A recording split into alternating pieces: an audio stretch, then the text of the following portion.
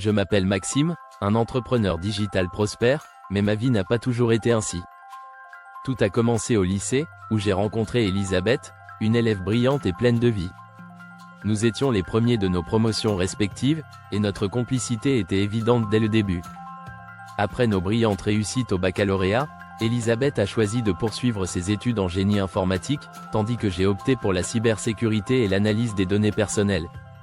Notre amour a grandi au fil des années, et après une décennie de relations, nous avons décidé de nous marier, respectant nos valeurs chrétiennes et nos ambitions professionnelles.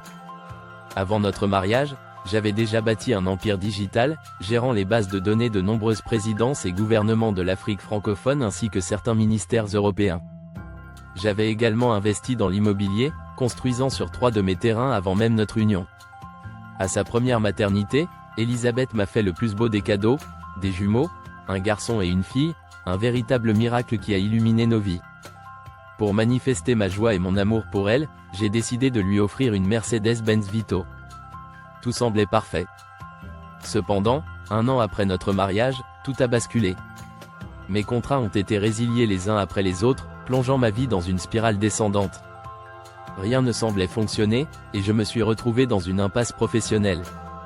Pendant ce temps, Elisabeth travaillait dans une entreprise privée d'un grand homme d'affaires connu de tous en tant qu'analyste et programmeur en informatique, mais elle rencontrait des problèmes dans sa carrière, subissant du harcèlement moral et sexuel de sa hiérarchie.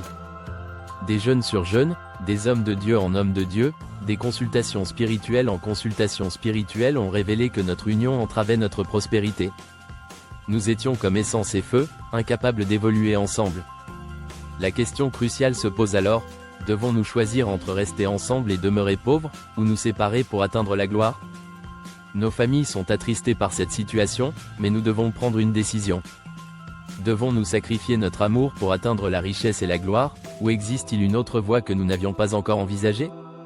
C'est ainsi que le dilemme de mon couple entre l'amour et la richesse prit tout son sens, nous confrontant à des choix déchirants et à des réflexions profondes sur notre avenir.